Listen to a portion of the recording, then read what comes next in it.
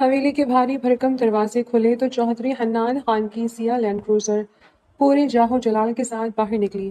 سڑک کے دونوں اطراف کھڑے مزارعین نے سر جھکا دیے تھے۔ حنان، جس کی آنکھوں میں بلا کی تیزی اور چہرے پر خاندانی وقار کی سختی تھی، گاڑی کی پچھلی نشست پر بیٹھا اپنے خاص آدمی مراد سے کسی اہم مسئلے پر بات کر رہا تھا۔ مراد، علی دادا سے کہہ دینا کہ ونی کا ارادہ بدل گیا ہے میرا، اب خون کا بدلہ خون ہی ہوگا، حنان نے سرد لہجے میں کہا۔ ابھی مراد کو جواب دیتا کہ اچانک ایک زوردار آواز آئی۔ ڈرائیور نے ہنگامی بنیادوں پر بریک لگائی۔ حنان کے گارڈز فوراً الرٹ ہو گئے۔ بندوقوں کے دہانے کھل گئے۔ گاڑی کے سامنے ایک 17 سالہ دبلی پتلی لڑکی کھڑی تھی، جس کی آنکھوں میں آنسو تھے، مگر ان سے کہیں زیادہ آگ دہک رہی تھی۔ وہ علی داد کی چھوٹی بیٹی تھی۔ حنان نے ماتھے پر بل ڈالے گاڑی کا شیشہ نیچے کیا۔ اس کا روپ ایسا تھا کہ اچھوں کی زبان گنگ ہو جاتی، مگر سامنے کھڑی لڑکی نے آج موت کو دعوت دی تھی۔ چودھری خان، تم سردار ہو کر بھی باقی مردوں کی طرح بے غیرت نکلے۔ ونی میں میری آپ ہی کو لے رہے ہو کیونکہ مردوں سے بدلہ لینے کی اوقات نہیں ہے نا؟ پورے مجمع کو سانپ سونپ گیا تھا۔ مراد کے ماتھے پر پسینہ آ گیا۔ بیوی، ہوش میں آؤ، سردار سائیں سے بات کر رہی ہو تم؟ اس نے مراد کو نظر انداز کیا اور سیدھا حنان کی آنکھوں میں دیکھ کر دھاڑی۔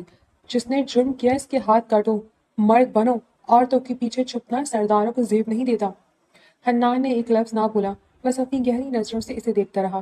اس کے چہرے کے تاثرات پتھر کی طرح جامد تھے۔ وہ خوشی اور خاموشی سے شیشہ اوپر کرنے لگا کہ اچانک ٹھاک کی آواز آئی۔ عنایہ نے زمین سے ایک بڑا پتھر اٹھا کر پوری قوت سے گاڑی کے شیشے پر مارا تھا۔ شیشہ چکنا چور نہیں ہوا، مگر اس پر ایک بڑا سا جال بن گیا۔ سرداری چھوڑ کر چوڑیاں پہن لو، عورتوں پر ظلم کرنے والے! وہ روتے ہوئے چیخی اور اس سے پہلے کہ گارڈز اسے پکڑتے، وہ گلیوں میں بھاگ کر غائب ہو گئی۔ فضا میں سناٹا چھا گیا۔ سب حنان کے قہر کا انتظار کر رہے تھے۔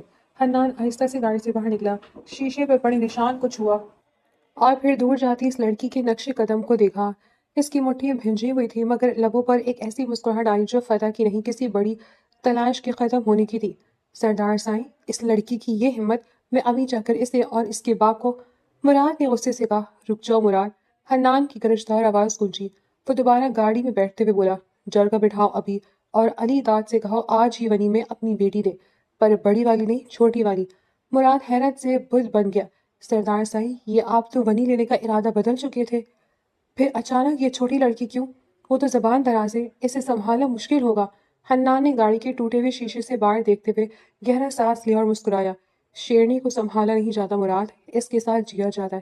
آج پہلی بار مجھے میرے ٹکر کا کوئی ملا ہے، اسے لے کر آؤ، اب مقابلہ برابری کا ہوگا۔ میں نے تم سے کہا تھا نا کہ مرد بن کر مردوں سے مقابلہ کرو، لیکن تم تو ایک چھوٹی بچی سے مقابلہ کرنے پر اتر آئے۔ زمر کی آواز جرگہ میں گونجی تھی۔ چودھری حنان شاہ نے ایک دلچسپ نگاہ اس سے ڈالی اور اس لڑکی کو دیکھا۔ چہرے پر روایتی سنجیدگی سجائے وہ مسلسل اسے تک رہا تھا، جب زمر کے چہرے پر شدید غصہ تھا۔ حنان بس خاموش کھڑا رہا۔ بس کر جاؤ لڑکی، اگر اب تم نے سردار کے سامنے زبان چلائی تو… مراد بول ہی رہا تھا کہ حنان نے ہاتھ اٹھا کر اسے خاموش ہونے کا اشارہ کیا۔ حنان خاموشی سے نکاح کے لیے آگے بڑھا، جبکہ علی داد غصے سے حنان شاہ کو دیکھتا رہا۔ اس نے اپنی بیٹی کو اپنے ساتھ لگائے رکھا۔ ایک سائڈ پر کھڑی سونیا نم آنکھوں سے اپنی چھوٹی بہن کو دیکھ رہی تھی۔ صبح ہی ان کے گھر پیغام پہنچایا گیا تھا کہ خون بہا میں وہ لوگ ونی کریں گے اور ونی میں ان کی بڑی بیٹی جائے گی۔ زمر کو اپنی بڑی بہن سونیا سے بے حد محبت تھی۔ جب کبھی کوئی اسے کچھ کہتا وہ خاموش نہ رہا کرتی تھی۔ وہ تو اپنے ماں باپ کے سامنے بھی بہن کے لیے لڑ لیا کرتی تھی۔ یہ تو پھر اسے خون بہا میں دینے کی بات ہو رہی تھی۔ زمر اسی لیے آئی تھی کہ وہ حنان کو للکارے اور اس سے کہے کہ بدلہ مردوں سے لے، لیکن اسے کیا معلوم تھا کہ بات الٹی اسی پر پڑ جائے گی۔ تاہم وہ اس حد تک مطمئن تھی کہ کم از کم اس کی بہن اب خوشی سے اپنے گھر رہے گی اور اس پر کسی قسم کا ظلم نہیں ہوگا۔ وہ اپنی بہن کی قسمت میں لکھے ہر زخم کو خود پر لینے کے لیے تیار تھی۔ یہ کیسا انصاف ہے، ایک چھوٹی بچی کو ونی کیا جا رہا ہے۔ آپ کچھ بولتے کیوں نہیں؟ علی داد کی بیوی جرگہ میں آ کر دھاڑی تھی۔ علی داد نے غصے سے اپنی بیوی کو دیکھا۔ خاموش ہو جاؤ اور نکل جاؤ یہاں سے، علی داد نے دبی آواز میں گھرا کر کہا، تو اسے مجبوراً وہاں سے نکلنا پڑا تھا۔ وہ سونیا کے پیچھے جا کھڑی ہوئی اور رونے لگی۔ سونیا کی آنکھیں بھی نم تھیں۔ اسے معلوم ہوتا کہ اسے بچانے کی خاطر اس کی بہن خود پھنس جائے گی تو وہ اسے کبھی نہ جانے دیتی۔ نکاح خواہ کو بلایا گیا اور نکاح کا مرحلہ مکمل ہوا۔ نکاح کے بعد حنان اٹھا اور قدم بقدم چلتا علی داد کے سامنے آیا اور اس کے ساتھ لگی زمر کو اپنی طرف کھینچ لیا۔ حساب برابر ہوا۔ چودھری حنان نے سپاٹ لہجے میں کہا۔ زمر نے جھٹکے سے اپنا ہاتھ اس کی گرفت سے چھڑوایا۔ اس نے حنان کی آنکھوں میں آنکھیں گاڑ کر غصے سے دیکھا۔ یاد رکھیں، مجھے چھوٹی سمجھ کر لے جا رہے ہیں نا، کہ اب جو چاہے میرے ساتھ کریں، مجھ پر ظلم کریں تو یقین کریں میں آپ کا گھر آپ پر ہی تنگ کر دوں گی۔ آپ کو اپنی سانسیں لینا بھی محال لگے گا، اور جو آپ کے گھر والے امید لگائے بیٹھے ہیں نا کہ ایک لڑکی پر ظلم کر کے وہ انتقام لے سکتے ہیں، تو یقین کریں وہ اس خون بہا پر پچھتائیں گے۔ وہ غصے سے کہتی ہوئی اپنے سر پر دی گئی لال چادر اتار کر نیچے پھینک چکی تھی۔ اس نے اپنے باپ کے ہاتھ سے کالی چادر لی، اسے خود پر اڑا اور جرگے سے باہر نکل گئی۔ حنان بس خاموشی سے کھڑا اسے دیکھتا رہا۔ چلے سردار؟ مراد کی آواز پر وہ ہوش میں آیا اور اس بات میں سر ہلاتے ہوئے ایک نظر علی داد پر ڈال کر باہر نکل گیا۔ چھوڑوں گا نہیں تمہیں۔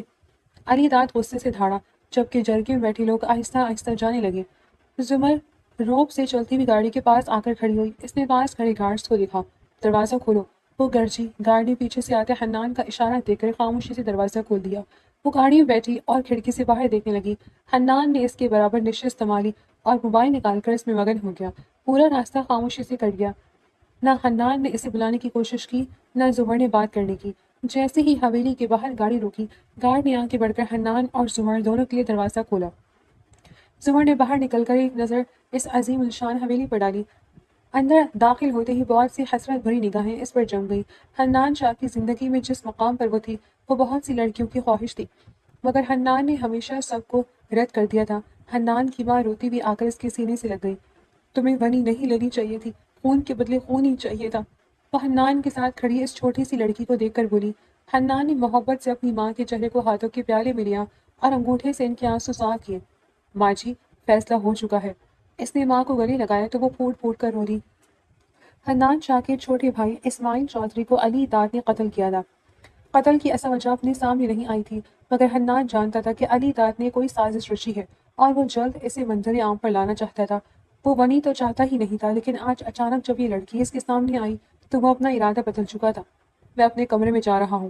وہ زمر کی طرف دیکھے بنا اپنے کمرے کی طرف بڑھ گیا، جبکہ وہ ایک ملازمہ کو اشارہ کر چکا تھا کہ اس کی ماں کو کمرے میں لے جائے۔ ملازمہ انہیں کمرے میں لے گئی تھی، جبکہ زمر بھی اس کے پیچھے جانے لگی۔ تبھی حویلی کی ایک لڑکی نے آ کر اس کا بازو تھام لیا۔ کدھر جا رہی ہو تم؟ تمہاری جگہ ادھر نہیں ہے۔ اس نے ملازموں کے کمروں کی طرف اشارہ کیا۔ زمر نے غصے سے اپنا ہاتھ جھٹکا۔ حنان سیڑھیوں پر کھڑا غور سے یہ منظر دیکھ رہا تھا۔ واہ، سردارنی کی جگہ ملازموں کے ساتھ؟ اس نے لفظ سردارنی پر اچھا خاصا زور دیا، جسے سن کر سامنے کھڑی لڑکی کڑھ کر رہ گئی۔ وہ خود اس مقام پر آنے کے خواب دیکھتی تھی اور آج ہی کل کی آئی ہوئی لڑکی خود کو سردارنی کہہ رہی تھی۔ سردارنی؟ تم ونی میں آئی ہو، اور خون بہا میں آئی لڑکیاں کبھی سرداروں کی برابری نہیں کرتی، وہ ان کے ساتھ نہیں رہتی۔ حنان شاہ کی چچی فرحت نے کہا۔ زمر کا ایک طنزیہ قہقہا وہاں گونجا۔ نکاح تو ہوا ہے نا، چاہے میں خون بہا میں آؤں یا اپنی پسند سے۔ اب اس گاؤں کے سردار کی بیوی ہوں تو وہی رہوں گی جہاں سردار رہیں گے۔ وہ طنزیہ لہجے میں کہتی ہوئی حنان کو چیلنج بھری نظروں سے دیکھ رہی تھی۔ حنان شاہ نے کچھ نہ کہا اور پلٹ گیا۔ ایسے کیسے تم ان کے ساتھ رہو گی؟ تم ملازموں کے ساتھ ہی رہو گی۔ میں بھی دیکھتی ہوں تم کیسے سردار کے کمرے میں قدم رکھتی ہو۔ حنان کے پھپھو کی بیٹی سعدیہ بولی۔ اوہ، تو تم ہو وہ لڑکی، سنا ہے میں نے تمہارے بارے میں کہ اپنا گھر چھوڑ کر ماموں کے گھر آ بیٹھی ہو۔ زمر نے ترقی بترقی جواب دیا۔ اس نے ڈانس لے کر پھر بولنا شروع کیا۔ اس تاغ دو میں کہ کب سردار صاحب تم پر نظر کرم کریں گے اور تم ان کی رکھیل بن جاؤ۔ وہ لفظ رکھیل پر زور دے کر بولی تو سعدیہ نے غصے سے اپنی مٹھیاں بھیج لی۔ سعدیہ تل ملا کر آگے بڑھی، اس سے پہلے کہ وہ زمر کے چہرے پر تھپڑ مارتی، زمر نے اس کا ہاتھ پکڑ کر مڑوڑ دیا اور اس کی کمر پر لگا دیا۔ سردانی پر ہاتھ اٹھانے کی کوشش مت کرنا، ورنہ یہ نہ ہو کہ اس گاؤں میں واپس دکھائی نہ دو۔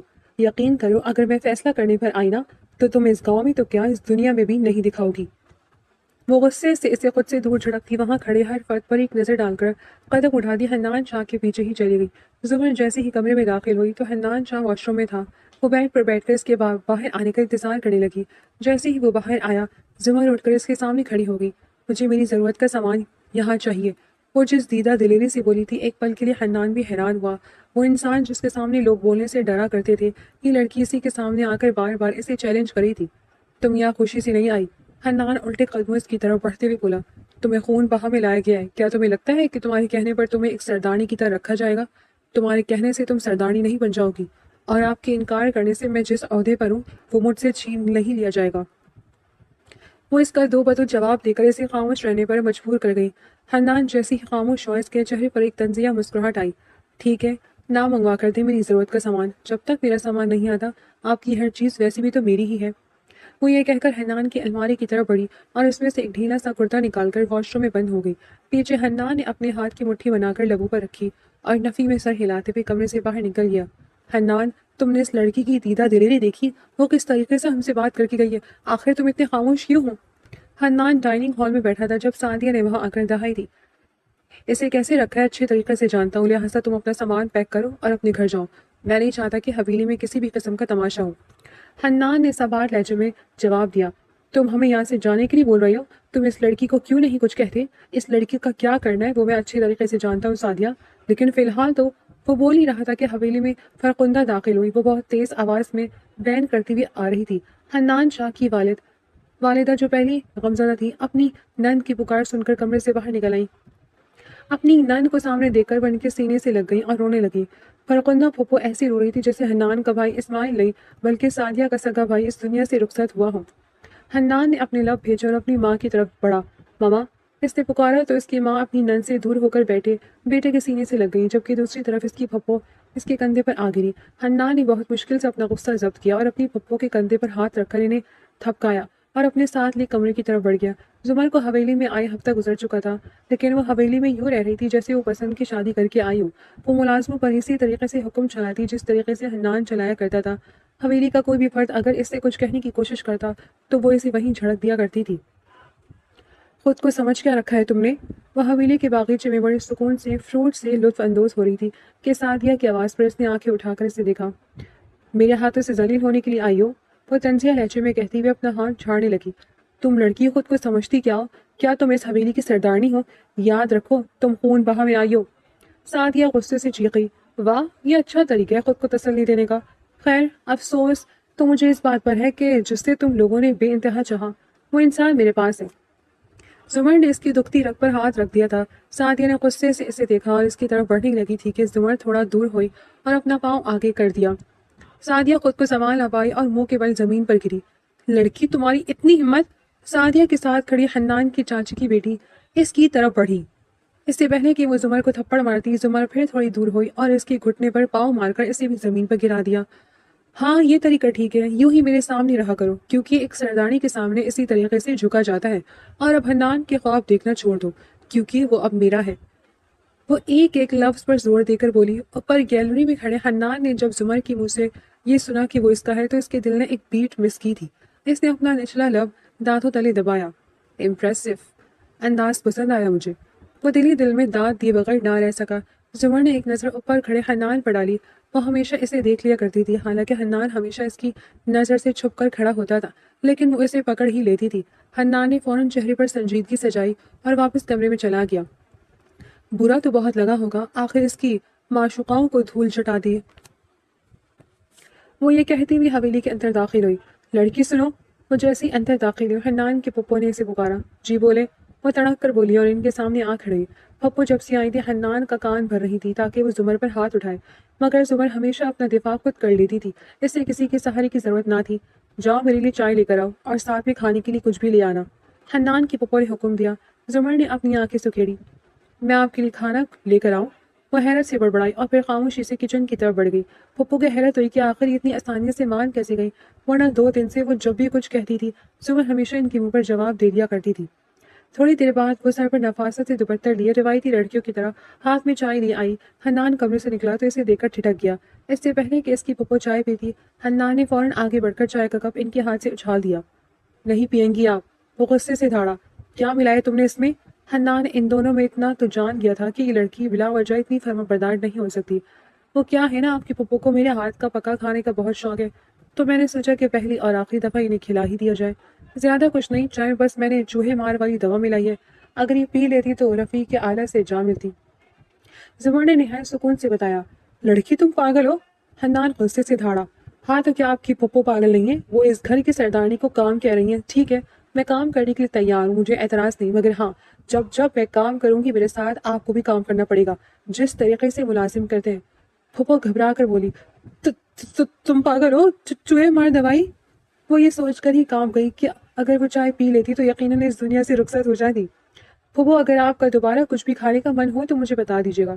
وہ شریر لہجے میں تھوڑا جھک کر بولی اور ایک طنز نظر حنان پر ڈال کر وہاں سے نکل گئی. حنان اپنی مٹھیاں بھیج کر رہ گیا. کچھ تو کرنا پڑے گا اس لڑکی کا، سر پر چڑھتی جا رہی ہے. حنان کی پپو غصے سے کہتی ہوئی اپنے کمرے میں چلی گئی. سعدیہ بھی اپنی ماں کے کمرے میں چلی گئی. मामा इसका कुछ करना पड़ेगा, आखिर कब तक हम इसे यूं बर्दाश्त करते रहेंगे? आप तो चाहती थी कि मेरी हन्नान से शादी हो जाए। शादी और तुम्हारी अच्छा मजाक है। फातिमा कमरे में दाखिल होती हुई बोली, हाँ तो क्या वो तुमसे शादी कर लेते? एक ऐसी लड़की से जिसकी ना जाने कितनी ही। सादिया बोलते बोलते खामोश हुई। तो फिर तुम्हारे बारे में क्या ख्याल है? फातिमा जो जुमला सादिया की तरफ उछाला तो वो खामोश हो गई। बस बस, ये वक्त लड़ने का नहीं है। मैं जानती हूँ कि हमने पूरी जिंदगी इसी आस में गुजार दी कि हन्नान से हमारी बेटी की शादी होगी, लेकिन ये कल की आई हुई लड़की बाजी ले गई है। हमें कुछ ऐसा करना होगा, हन्नान खुद इस लड़की को घर से उठाकर बाहर फेंक दे। फरकुंदा को होश में लाओ, इससे कहो कि ये वक्त अब रोने का नहीं, बदला लेने का है। फरहत बेगम ने गुस्से से कहा और वो प्लान बनाने लगी। वो गुस्से से कमरे में दाखिल हुआ तो वो निहायत लापरवाही से बेड पर बैठी छत को घूर रही थी। हन्नान गुस्से से आगे बढ़ा और इसका हाथ पकड़कर इसे सामने खड़ा किया। ये क्या हरकत की थी तुमने आज? वो गुस्से से धाड़ा। अच्छा, तो आपकी पप्पो जो इतने दिनों से कर रही हैं, क्या वो बिल्कुल ठीक था? वो इसकी तरफ एक कदम बढ़ाकर बोली, मैं ये नहीं कह रहा, लेकिन इसका मतलब ये नहीं कि तुम जान लेने पर उतर आओ। देखिए हन्नान चौधरी साहब, मैं ना बर्दाश्त एक हद तक कर सकती हूँ। कल दोपहर के वक्त मैं सो रही थी, वो आई हैं और दरवाज़ा बजाए बगैर कमरे में दाखिल हो गई हैं, सिर्फ इसलिए क्योंकि इन्हें ठंडा पानी पीना था। हालांकि घर में इतने सारे मुलाजिम मौजूद थे। इस दिन रात में जब आप मेरे सामने ही थे और मैं सो रही थी, उन्होंने ये भी लिहाज नहीं किया कि आप मेरे साथ एक कमरे में हैं। हम मियाँ बीवी हैं, कम अज़ कम ये तो इन्हें सोचना चाहिए था। उन्होंने पूरी जिंदगी गुजारी है और बेधड़क कमरे में दाखिल है और आपके सामने आकर उन्होंने मुझे उठा दिया कि इन्हें कुछ खाने का दिल कर रहा है। सीरियसली, क्या कोई नई नवेली शादीशुदा जोड़े के कमरे में इस तरीके से आता है? आपको लगता है कि मैं ये सब कुछ बर्दाश्त करती रहूंगी? वो एक एक बात कर याद करवाते हुए बोली, अच्छा तो हम शादीशुदा नया जोड़ा है? हन्नान शाह ने मायने क़ैज़ी से कहते हुए इसकी तरफ कदम बढ़ाए। आज पहली बार वो अपनी ही बातों में फंस गई थी। इसने अपने कदम पीछे लिए। क्या हुआ जुमर, बोलो ना, क्या कहा तुमने? अपनी बात वापस रिपीट करो। वो इसकी तरफ कदम बढ़ा रहा था और जुमर अपने कदम पीछे ले रही थी, जहां तक कि वो सीधा दीवार से जा लगी। हन्नान ने इसकी दाएं बाएं दीवार पर हाथ रखकर इसे अपने हसार में ले लिया। वो इसके इस हद तक करीब था कि वो इसकी गर्म सांसें अपने चेहरे पर बखूबी महसूस कर सकती थी। पीछे हटी, वो हकला कर बोली और अपना चेहरा फेर लिया। क्या हुआ? इतने दिनों से तो शेरनी बनी घूम रही हो, सरदारनी बनी घूम रही हो। जब सरदार तुम्हारे करीब आया है तो तुम सरदार से ही मुंह फेर रही हो। दिखाओ ना, यहाँ पर भी दीदा दिलेरी। हन्नान ने इसकी ठोड़ी दो उंगलियों से थामकर इसे अपनी तरफ मुतवज्जह किया। वो गुस्से से इसकी आंखों में झांकने लगी। हन्नान इसकी आंखों में देखते हुए इसके चेहरे की तरफ झुका तो जुमर ने फौरन अपनी आंखें भींच ली और अपनी ही फ्रॉक को मुट्ठियों में दबा लिया। हन्नान के चेहरे पर एक गहरी मायने खेज मुस्कुराहट आई। इसने जुमर के चेहरे पर आई बालों के लड़ों को फूंक मारकर पीछे किया और फिर पीछे हटकर सीने पर हाथ बांधे इसका चेहरा देखने लगा। इसका चेहरा किसी गुलाम की मानद लाल हो रहा था, जबकि पेशानी पर नन्ही नन्ही पसीने की बूंदें चमकती साफ दिखाई दे रही थी। हन्नान को हमेशा से एक ऐसी लड़की पसंद थी जो अपना दिफा खुद कर सके और अपने हक के लिए बोल सके। तभी तो इसने आज तक सादिया या फातिमा से शादी के लिए हाँ नहीं की थी, क्योंकि हन्नान जिस तरह कहता वो दोनों इसी तरह करने के लिए राजी हो जाया करती थी। जब जुमर पहली बार इसके सामने आई और इसने दीदा दिलेरी से बिना डरे इसका सामना किया तो इसकी यही बात हन्नान को भा गई थी। तभी तो इसे देखकर दोबारा वनी का सोचा था, जितना तुम मुझे अपना दिफा करती हुई अच्छी लगती हो, इस तरीके से तुम मेरे सामने ऐसे खामोश बहुत हसीन लग रही हो। हन्नान ने इसके चेहरे को छूती एक लटका अपनी उंगलियों के पोर से दूर किया और वहां से चला गया। जुमर ने एक आंख खोलकर जाते हुए हन्नान को देखा और अपने दिल पर हाथ रखकर गहरी सांस लेने लगी। या अल्लाह, ये क्या हो गया था मुझे? आखिर इसके इतने करीब आने पर मैंने इसे खुद से दूर क्यों नहीं किया? वो अपने धड़कते दिल पर हाथ फेरती खुद को नॉर्मल करने लगी। इसने अपना हाथ देखा तो वो कांप रहा था। आने दो आज उसको कमरे में, छोड़ूंगी नहीं वैसे। वो गुस्से से बड़बड़ाई और रात का इंतजार करने लगी। जैसे ही वो रात को कमरे में दाखिल हुआ, जुमर ने आगे बढ़कर फौरन दरवाजा बंद किया और इसका हाथ पकड़कर खींचते हुए सोफे के करीब ले आई। वो खुद सोफे के ऊपर चढ़कर खड़ी हो गई ताकि हन्नान के बराबर आ सके और इसके कंधों पर हाथ रखकर इसके चेहरे की तरफ थोड़ी सी झुकी। हन्नान हैरत से आंखें फैलाई से देखने लगा। इसने महसूस किया कि जुमर के यूं करीब आने पर इसकी अपनी धड़कनें भी बेतरतीब हो गई हैं। वो सरदार जो कभी 1000 लोगों के सामने कंफ्यूज ना हुआ था, इस पल जुमर के सामने कंफ्यूज हो गया। आपको क्या लगता है इतने करीब आकर सिर्फ आप ही धार सकते हैं? वो इसके चेहरे के बेहद करीब होकर बोली। हन्नान इसे इतना करीब से देखकर इसके चेहरे की बनावट में खो गया। जुमर की गहरी पलकें, इसकी गोरी रंगत, छोटा सा तीखा नाक और प्यारे से नैन कुश जिन पर बाल झूल रहे थे। जुमर न जाने क्या क्या बोल रही थी, लेकिन वो तो बस ऐसे देख रहा था। अचानक हन्नान ने इसकी कमर में हाथ डालकर इसे अपनी मजीद करीब कर लिया। हन्नान के यूं खींचने पर वो हड़बड़ा गई। छोड़े मुझे, क्या कर रहे हैं आप, छोड़े। बाकी के अल्फाज इसके मुंह में ही रह गए जब इसने हन्नान के चेहरे पर देखा। इसकी आंखों में एक खुमार था, चेहरे का रंग पल भर में बदलने लगा था। دونوں کی سانسیں گہری ہوئی. وہ اسے اپنے ساتھ لیے بیڈ کی طرف بڑھا. یقین کرو میں ابھی یہ سب کچھ ہمارے درمیان نہیں چاہتا، لیکن تم نے خود ایسے میرے قریب آ کر میری جذبات کو للکارا ہے. وہ یہ کہہ کر کسی کالی گھڑا کی مانند اس پر چھا گیا، جبکہ زمر جو ہمیشہ اپنے دفاع کے لیے تیار رہتی تھی اب خاموشی سے اپنا آپ اس کے سپرد کر گئی تھی. جیسے ہی صبح کا سورج طلوع ہوا وہ حنان سے نظریں ملانے کا بالکل بھی ارادہ نہیں رکھتی تھی. رات جو کچھ ہوا اس کے بعد اس نے سوچ لیا تھا کہ وہ اس کے سامنے بھی نہیں جائے گی. رات کی اس کی معنی کئی سرگوشیاں، بیوار حرکتیں اور وہ شدتیں سوچ کر ہی اس کا چہرہ گلنار ہو جا رہا تھا. وہ جیسے ہی کمرے سے باہر نکلی تو اس نے دیکھا کہ حنان کی ماں اپنے کمرے سے باہر آ رہی تھی. وہ مسلسل کھانس رہی تھی. زمر نے فوراً ان کی طرف لپک کر ان کا ہاتھ تھام لیا. کیا آپ ٹھیک ہیں؟ وہ فکر مندی سے بولی اور انہیں لے کر صوفے کی طرف بڑھی. انہیں وہاں بٹھا کر وہ فوراً پانی لے آئی اور انہیں پلایا.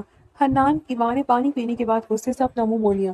دیکھیں آپ کو غصہ کرنے کا حق ہے، آپ مجھ پر غصہ کر بھی سکتی ہیں، لیکن اس طرح سے خاموش رہیں گی نا تو یقین رکھیں اس سے آپ ہی کو تکلیف ہوگی. آپ بولیں. میں نے نوٹ کیا کہ جب سے میں اس گھر میں آئی ہوں سب لوگ مجھے کچھ نہ کچھ بولتے رہتے ہیں، طنز کرتے ہیں، یہاں تک کہ ہاتھ اٹھانے کی کوشش کرتے ہیں، لیکن آپ بالکل خاموش رہتی ہیں. ایسا کیوں؟ وہ ان کے پاؤں میں بیٹھ گئی. اس کا سوال ایسا تھا کہ وہ کچھ لمحے ساکت رہ گئی. آخر کیا ہی میں دوسروں کو کہوں. پہلے حنان کے والد چھوڑ کر چلے گئے اور اب اپنا بیٹا اسماعیل کھو دیا. ایک دفعہ پھر ان کی آنکھوں میں آنسو بھر آئے. دیکھیں میں نہیں جانتی کہ کیا ہوا تھا، کیا حقیقت تھی اور کیا جھوٹ، لیکن آپ اس طریقے سے خود کو تکلیف نہ دیں. اگر آپ خود کو یوں کمرے تک محدود کر لیں گی نا تو لوگ آہستہ آہستہ آپ کو بھی بھول جائیں گے. آپ دوسروں کی نظروں میں خود کو ایسا کر لیں گی کہ جیسے آپ اس دنیا کا حصہ ہی نہیں ہے. زمر نے سمجھانے والے انداز میں کہا. اچھا ٹھیک ہے، آج ہم باہر چلتے ہیں. میں آپ کو دکھاتی ہوں کہ صبح کے وقت باہر کی دنیا کتنی حسین لگتی ہے. میں یہ نہیں کہہ رہی کہ آپ اپنے بیٹے کو بھول جائیں، لیکن آپ اس کے لیے یہ دعا تو کر سکتی ہیں کہ اللہ اسے جنت الفردوس میں اعلیٰ مقام دے. اگر وہ آپ کو اس طرح دیکھ رہا ہوگا تو اسے کتنی تکلیف ہو رہی ہوگی کہ آپ نے اس کے جانے کے بعد جینا ہی چھوڑ دیا. زمر نے انہیں اپنے ساتھ اٹھایا اور باتیں کرتی ہوئی خارجی دروازے سے باہر آئی. چلتے ہوئے وہ کھیتوں کی طرف نکل آئی. اچانک زمر کی چلتی زبان کو بریک لگا اور اس کی آنکھوں میں آنسو بھر آئے. آپ ہی مجھے پکڑے نا. بچپن کی ایک یاد اس کی آنکھوں کے سامنے لہرائی جب وہ سونیا کے ساتھ اس باغ میں کھیلا کرتی تھی. کیا ہوا؟ تم خاموش کیوں ہو گئی زمر؟ حنان کی ماں نے پوچھا. کچھ نہیں، بس کچھ یاد آ گیا تھا. وہ آنکھوں میں نمی صاف کر کے آگے بڑھی تھی کہ سامنے سے سونیا آتی دکھائی دی. زمر کو دیکھ کر سونیا پھوٹ پھوٹ کر رونے لگی. زمر نے اپنی بہن کو سینے سے لگایا اور خود بھی رونے لگی. آپ کیوں رو رہی ہیں؟ آپ بھی کسی نے کچھ کہا ہے؟ ماما نے یا بابا نے؟ اگر ایسا ہے تو بتائیں، میں انہیں چھوڑوں گی نہیں. زمر نے غصے سے بولا. نہیں، تم اب ویسی ہی پاگل ہو، میرے لیے خود کو قربان کر دیا. کیا تم وہاں خوش ہو؟ وہ کہہ کر خاموش ہوئی، پھر روتے ہوئے بولی. میں بھی پاگل ہوں، کیا سوال کر رہی ہوں؟ بنی بھی گئی ہوئی لڑکی آخر کیسے خوش رہ سکتی ہے؟ سونیا پھر سے رونے لگی. ارے ارے آپ کو رونے کی ضرورت نہیں ہے، یہ دیکھیں یہ میری ساس ہے. زمر نے حنان کی ماں کی طرف اشارہ کیا تو سونیا عقیدت سے انہیں دیکھنے لگی. سلام بیوی جی. وہ سر جھکا کر بولی. حنان کی ماں نے اس کے سر پر پیار دیا. وعلیکم السلام. انہوں نے مختصر جواب دیا. زمر تم یہاں کیا کر رہی ہو؟ اگر سردار کو پتہ چلا تو؟ میں چلتی ہوں، میں نہیں چاہتی میری وجہ سے تمہیں مزید کوئی تکلیف ہو. سونیا نے جانے کی کوشش کی تو زمر نے اس کا ہاتھ پکڑ لیا. کوئی مجھے میرے گھر والوں سے ملنے سے نہیں روک سکتا، کسی میں اتنی ہمت نہیں ہے. سونیا نے اپنے لب بھیجے. بابا کیسے ہیں؟ ماما کیسے ہیں؟ زمر کے سوال پر فرخندہ بیگم کی تیوری چڑھ گئی. ماما ٹھیک ہے، مگر بابا نے بالکل ٹھیک نہیں کیا. زمر تمہیں معلوم ہے نا کہ میں اسماعیل کو پسند کرتی تھی اور وہ بھی مجھ سے محبت کرتا تھا. اس رات وہ مجھ سے ملنے آیا تھا اور بابا نے... وہ کہتے کہتے خاموش ہو کر رونے لگی. اپنے بیٹے کے ذکر پر حنان کی ماں کی آنکھوں میں بھی آنسو آ گئے. اگر ایسا ہے پھر تو بابا کو سزا ملنی چاہیے. ایسا نہیں کرو زمر، وہ بابا ہے ہمارے. میں جانتی ہوں وہ ہمارے بابا ہیں، لیکن میرا ان سے بچپن سے ہی ایک فاصلہ رہا ہے، کیونکہ میں نے ہمیشہ انہیں ماما کو مارتے اور ظلم کرتے دیکھا ہے. انہوں نے ہمیشہ آپ سے محبت کی ہے لیکن ماما پر ظلم کیا ہے. تو کیا تم اپنی ماں کو تکلیف میں دیکھ سکتی ہو؟ سونیا نے تلخی سے کہا. تم مجھ سے بڑی ہو، تمہیں سمجھنا چاہیے. وہ سمجھانے والے انداز سے بولی. تم ایسا کچھ نہیں کرو گی زمر. سونیا نے غصے سے بولا. میں ایسا ہی کروں گی. زمر نے ہاتھ جھٹک کر کہا اور چلی گئی. زمر اگر تم پر یہ بات اچھے طریقے سے جانتی ہو کہ وہ تمہارے سگے باپ نہیں ہے اور تم ہمارے گھر کی ملازم کی بیٹی ہو تو پھر کیوں ضد کر رہی ہو؟ زمر کے قدم تھم گئے. سونیا ان کے کڑوے بولوں پر زمر کے چہرے پر ایک اداس مسکراہٹ آئی. اس نے پلٹ کر سونیا کو دیکھا. یہ وہ حقیقت ہے جو میں کبھی قبول نہیں کرنا چاہتی تھی، مگر آج آپ نے میرے منہ پر حقیقت کا تماچا مار کر مجھے احساس دلا دیا کہ اپنے اور خون کے رشتے کیا ہوتے ہیں. وہ روتی بھی پلٹی اور اپنے آنسو صاف کرتی ہوئی حنان کی ماں کو ساتھ لیے وہاں سے نکل گئی. حنان کی ماں نے حیرت اور دکھ سے زمر کے چہرے کی طرف دیکھا جو اس وقت کسی ٹوٹے ہوئے آئینے کی طرح کرچی کرچی ہو رہا تھا. برسوں پہلے نور بی بی صرف ایک ملازمہ نہیں تھی بلکہ وہ اعلیٰ داد کی حوث کی وہ خاموش گواہ تھی جس کا وہ بوجھ زمر کو تاحیات اٹھانا تھا۔ زمر علی داد کی ہی سگی بیٹی تھی مگر وہ اس کی جائز بیوی سے نہیں بلکہ اس بیوہ ملازمہ نور بی بی کے وطن سے تھی جس کا اس دنیا میں کوئی نہ تھا۔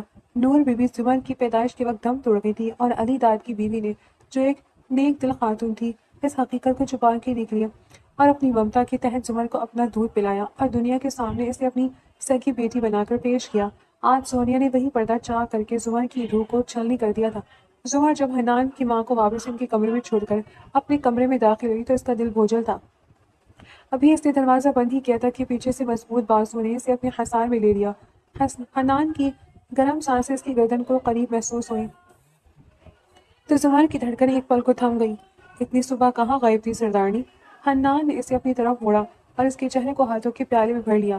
زمر نے نظر جھکا لی مگر حنان نے اس کی تھوڑی تھام کر اسے خود کو دیکھنے پر مجبور کیا۔ تمہاری آنکھ لال کیوں ہے، روئی ہو؟ حنان کے لہجے میں ایسی تڑپ تھی کہ زمر کا ضبط ٹوٹنے لگا۔ کچھ نہیں، بس نیند پوری نہیں ہوئی۔ زمر نے مسکرانے کی کوشش کی مگر حنان نے اسے کھینچ کر اپنے سینے سے لگا لیا۔ مجھ سے جھوٹ مت بولو، میں تمہاری دھڑکنوں کی زبان سمجھنے لگا ہوں۔ حنان نے اس کے ماتھے پر بوسہ دیا اور نہایت محبت سے اسے صوفے پر بٹھایا۔ بتاؤ کدھر گئی تھی؟ میں آنٹی کو باہر لے کر گئی تھی، اتنی تازہ ہوا کی ضرورت تھی، زمر نے دبی آواز میں جواب دیا۔ حنان کے لبوں پر ایک دلکش مسکراہٹ آئی۔ تم نے وہ کر دکھایا جو میں نہ کر سکا، ماں جی کو کمرے سے باہر نکال لائی۔ شکریہ زما، تم واقعی اس گھر کے لیے ایک نعمت ہو۔ اس نے دوبارہ اسے گلے لگایا اور زمر کو لگا کہ شاید اس مرد کی باہوں میں وہ دنیا کا ہر دکھ بھول سکتی ہے۔ ارے تم یہاں کیسے؟ وہ حویلی میں داخل ہوتے فاخر کو دیکھ کر بولی تھی اور خوشی سے چہک کر اس کی طرف بڑھی۔ زمر نے اس سے ہاتھ ملایا جبکہ کمرے سے نکلتی سعدیہ اور فاطمہ یہ منظر بخوبی دیکھ چکی تھی۔ حنان جو ابھی کمرے سے باہر نکلا تھا زمر کو کسی غیر مرد سے یوں چہل کر ملتے دیکھ کر ٹھڑک گیا اور اس لڑکی کو دیکھنے لگا۔ ہاں، تمہارے گھر والوں نے بتایا کہ انہوں نے تمہاری شادی کر دی ہے، سوچا یہاں آ کر تم سے مل لوں، تمہیں کوئی اعتراض تو نہیں؟ فاخر نے آس پاس حویلی کو دیکھتے ہوئے کہا۔ ارے مجھے کیوں اعتراض ہوگا، کوئی آؤ اندر آؤ، وہ کہتی ہوئی اسے اپنے ساتھ لے کر لاؤنج کی طرف بڑھی اور ملازم کو بلا کر اسے کچھ کھانے کے لیے لانے کا کہا۔ حنان ذرا ادھر آئیے گا، ان سے بھی ملنے، یہ میرے کزن فاخر ہیں۔ زمر نے اس کا تعارف کروایا تو حنان نے اسبات میں سر ہلایا اور سیڑھیاں اتر کر ان کے پاس ہی ٹانگ پر ٹانگ چڑھائے بیٹھا۔ اسے ایک آپ نہ بھایا تھا ان دونوں کا ایک دوسرے سے بے تکلف ہونا۔ پہلے کبھی دیکھا نہیں اسے اس گاؤں میں؟ حنان نے تجسس سے پوچھا۔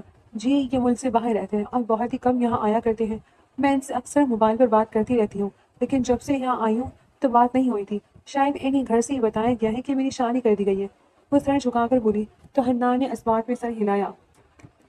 صحیح کہا انہوں نے، ہماری شادی ہو گئی ہے اور اب تم یہیں رہو گی۔ حنان کے لہجے میں ایک عجیب سی ملکیت تھی۔ اچھا، ویسے زمر میں کچھ دن تمہارے ساتھ رہنا چاہتا ہوں، بات تمہارے بنا گھر میں گھٹن ہو رہی ہے، فاخر نے کہا تو زمر نے اجازت طلب نظروں سے حنان کی طرف دیکھا۔ ٹھیک ہے، میں تمہارے لیے کمرہ سیٹ کروا دیتا ہوں۔ حنان یہ کہہ کر اٹھا اور حویلی کے خارجی دروازے کی طرف بڑھ گیا جبکہ زمر خوشی سے چہک اٹھی تھی۔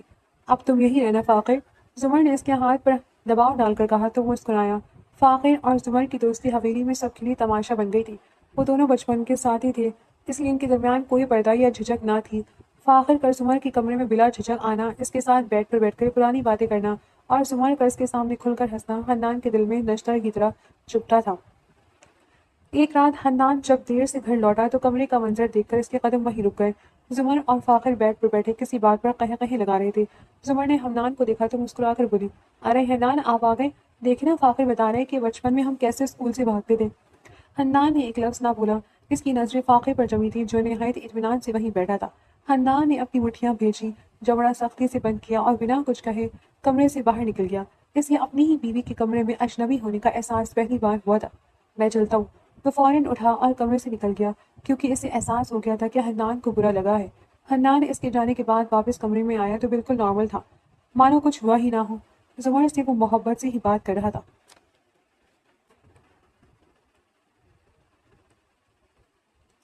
حنان نے بالکنی سے دیکھا کہ زمر اور فاخر صحن میں لگے فوارے کے پاس ایک دوسرے پر پانی پھینک کر بچوں کی طرح کھیل رہے ہیں۔ زمر کے بھیگے ہوئے بال اور اس کے بے ساختہ ہنسی حنان کو بے حد حسین لگی، مگر جب فاخر نے ہنستے ہوئے زمر کا ہاتھ پکڑا تو حنان نے غصے سے وہاں پڑے گلدان پر مکہ مارا۔ اس نے خود کو روکا، وہ زمر پر شک نہیں کرنا چاہتا تھا مگر وہ مرد تھا، وہ اپنی ملکیت میں کسی کی شراکت برداشت نہیں کر سکتا تھا۔ شام پوری حویلی لاؤنج میں جمع تھی۔ حنان، اب تو حد ہو گئی ہے، سعدیہ نے سب کے سامنے گرج کر کہا۔ تمہاری بیوی رات کے اندھیرے میں اس لڑکی کے ساتھ باغ میں گھومتی ہے، کمرے میں گھنٹوں بند رہتی ہے، ہم نے اپنی آنکھوں سے اسے فاقے کے ساتھ پانی سے کھیلتے اور ہاتھ پکڑتے دیکھا ہے۔ یہ کیسی سردارنی ہے جو غیر مرد کے ساتھ رنگ رلیاں بنا رہی ہے؟ فاطمہ نے بھی زہر اگلا۔ حنان، کیا اس لیے آپ نے اسے ونی میں لیا تھا کہ یہ ہماری حویلی کی عزت کو یوں سریعام نیلام کرے؟ اس کا اور فاخر کا کوئی پرانا چکر ہے، اس لیے یہ لڑکا یہاں سے جانے کا نام نہیں لے رہا۔ زمر ساکت کھڑی تھی، اس کی آنکھیں حیرت اور غصے سے پھیلی ہوئی تھی، جبکہ فاخر کے چہرے پر صدمہ تھا۔ حنان خاموشی سے کرسی سے اٹھا اور زمر کے قریب آ کر کھڑا ہو گیا۔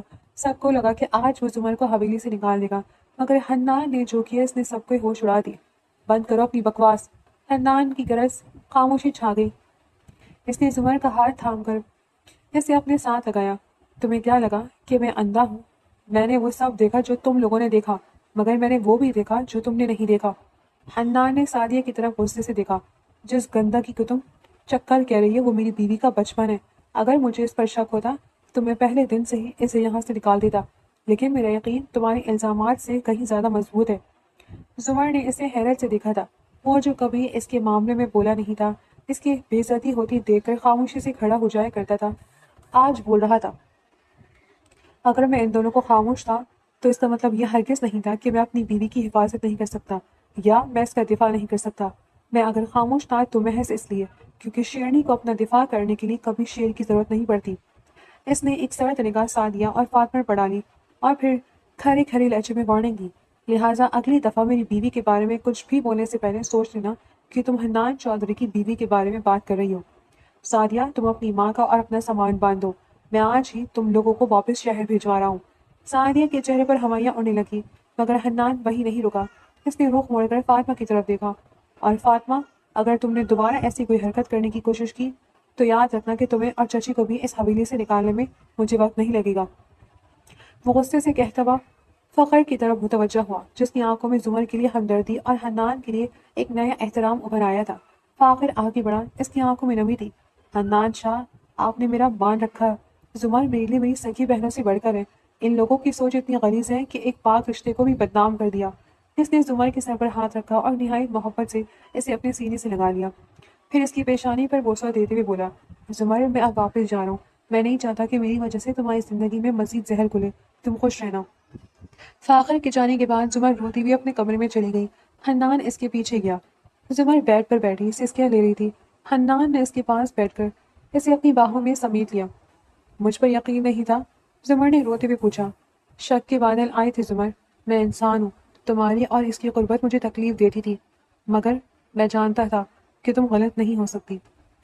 حنان نے اس کے آنسو صاف کیے۔ دوسروں کی باتوں پر کان مت دھرو۔ وہ محبت سے اس کے آنسو صاف کرتا اسے اپنے سینے سے لگا گیا اور مسکرایا تھا۔ حنان نے سعدیہ اور اس کی ماں کو ان کے گھر واپس بھیج دیا تھا۔